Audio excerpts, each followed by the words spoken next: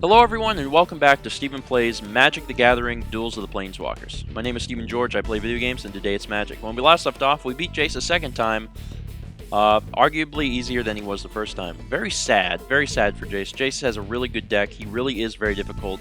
If you haven't played the game yourself, I do recommend playing it. Your battles are always going to be different because, you know, it is very random for what you're going to draw and stuff. So, if you're a fan of Magic, or if you think you're becoming one, which is even better, be sure to get a hold of this game, or the 2012 version, and play it because it is very fun. Today, we're taking on Nissa for the second time, her black and green deck, and we're going to be using Hands of Flame. We're going to be using all the cards that we've earned in it up to this point, except the Dragon's Claw, as I said before. Not that great to put in the Dragon's Claw, simply because we're not fighting another red Planeswalker. Alright, Nissa, time to die. Alright, we get to play first, which is nice. We got 2 mountains, 2 Raging Goblins, a Goblin Piker, Lightning Elemental, Incinerate. This is a pretty cool hand. It's very fast hand. Goblin Piker sucks, but otherwise a very, very fast hand. Let's keep it, throw in a mountain, throw in a Goblin, and start swinging. Go ahead and swing with that Goblin. This is moving quickly. I'm a fan of this. No blockers, bam, 19. Alright, Nissa, let's see what you got. A swamp. And no plays. Excellent. I'm going to put in a mountain, and I'm going to do the other Raging Goblin, since he has haste as well. Now I'm going to swing for 2. Time to take 2 damage. Bam. Alright, Nissa, let's see what you got now. I'm coming out. I'm just, man, this is nice. This is classic red, fiery, quick. What have you got for me? Elvish Visionary, 1/1. Whenever it enters the battlefield, draw a card. Okay. I'm drawing Shock, which does 2 damage to target creature or player. Let's put in a land, and let's put in the Piker. And let's shock the Elf, so the path is clear, so I can swing for 2 once again. Some people might have argued that holding on to the shock would have been more valuable. Maybe, but I have an Incinerate in my hand, so I'm really not too worried right now. Next turn, if I get the land drop, I'll be able to come out with a 4/1 haste, and that's quite nice. I'm quite a fan of that. What you playing? You gotta play something. Elvish Champion. 2/2, and other elf creatures get +1/+1 and have Force Walk. I don't have any Force, so that's not going to be applicable to me. Nice. Siobhan Dragon. Well, the downside is she kind of cut me off here because I was swinging wildly. Now she is a 2/2. But I'm going to swing with everything, stop the timer, and incinerate her creature. Excellent. Like I said, I'm going to move as fast as I can. That is a strategy of red. Just move quickly. That's why the creatures have haste. Now she's down to 11, and we're at, what, I guess turn 4? So she don't even know what's hit her. You gotta have something, right? Another Elvish Champion. Well, I don't have any burn to deal with it, but maybe, I don't know, I might draw something. I did draw a flying guy, which is something, so let's go ahead and get the flying guy out there. And I am going to keep swinging. Some of you saying, well, wait, aren't you going to lose a guy? Yes, possibly. If she blocks the Piker, we'll both die. If she blocks the Raging Goblin, it's just a Raging Goblin. She decided to block the Piker. And cast Giant Growth. Not bad, not bad. She's still going to take 2. I will lose the Piker.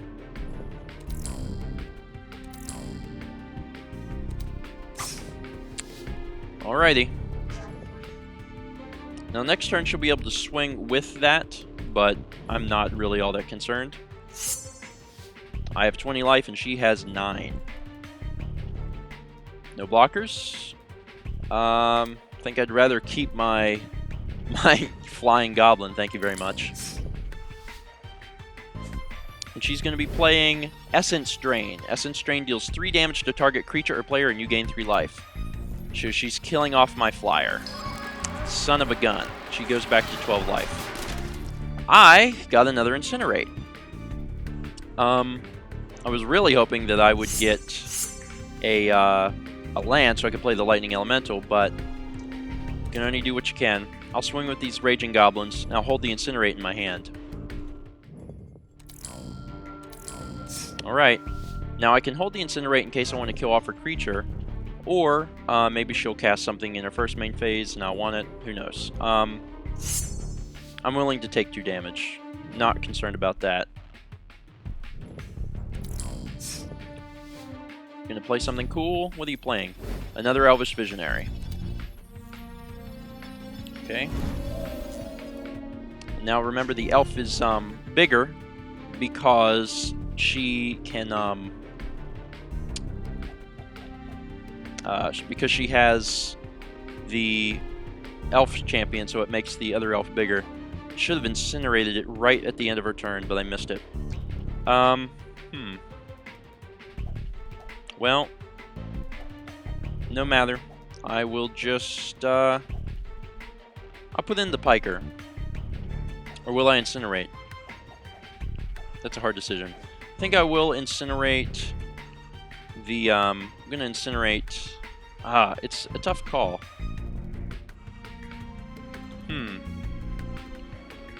I'll incinerate the bigger elf, because it's gonna drop the other elf down. I wanted to get rid of her her blocker, but I think this is more important. Blocking me? Of course. 1 damage. We trade. Hopefully next turn I'll be able to finally get some land and play Lightning Elemental. She's got plenty of mana. Coat of Arms. Each creature gets +1/+1 for each other creature on the battlefield that shares at least 1 creature type with it. Now that can work for me as well, which is good because I have a lot of goblins. So I could play the goblin and my guys would get bigger, but right now I have a haste guy. She doesn't have any blockers. I'm gonna get Lightning Elemental out there. Time to swing for 5. No blockers. She's going to go down to 4 life. Alright, you better figure it out, Nissa. And what do we got? Essence Drain, 3 damage to target creature player, and she gains 3 life. So she goes to 7 and kills off my Lightning Elemental. And she's playing Gaia's Herald. Creature spells can't be countered. That would really only matter if I was playing blue. So now she has a 1/1. I could play the Hill Giant, which is a 3/3. I could play the Goblin Piker, which is going to come out as a 3/2 and make the Raging Goblin bigger as well. This is my better bet. Now I can swing with a 2/2. She can block it if she wants, but I doubt she will. Nope. Thanks for the coat of arms. It would benefit her because she has elves, but I have goblins. So she's going to be in a tough spot. What you going to cast? Nothing. Now we're doing well. I'm going to bring out another Piker, which is going to be big as well. Now you see that they got +1/+1 for each additional creature. You seeing how this is useful? She cast this card to help herself, and now it's helping me. Dumb move. Now this is going to wipe her out, so she's going to have to block, presumably the 4/3. So she's going to take 3 and she'll be left with 2 life. She has to do something this turn, or Nissa is going to be nissed. Niss is now officially a verb for death. Alright, let's see what you got. You got plenty of force. Ooh. Ooh, that sucks. Let's go ahead and bring out the Hill Giant. And we will swing for victory. 11 damage. No blockers. Do you have any kind of response? Of course not. And the battle ends -9 to 16. Nissa is defeated. Excellent. Quite a fan of that. Whew. It felt good to hold Siobhan Dragon in my hand for most of the game. Unfortunately, I never got enough land, and I was a little worried because I wasn't getting very much land, but held it together. She had a misplay, really, of putting in Coat of Arms, assuming that it was going to help her. Ended up helping me. I've earned Cryoclasm, a sorcery for 3. You destroy target plains or island, and it deals 3 damage to that land's controller. So this is a card that we want to put in when we're fighting someone who uses plains or islands. Anyway, that's going to be it for this episode. If you enjoyed this episode in any capacity, please click like. Haven't done so already, consider subscribing to my channel. New video game episode every single day. And that's going to be it for this episode, but join us next time, and we will be taking on...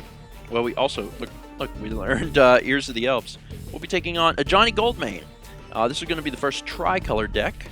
White, red, and green. So this is going to be a very interesting fight. I'm not sure what deck we're going to use. We'll figure that out before next episode. So thanks for watching, and join us next time.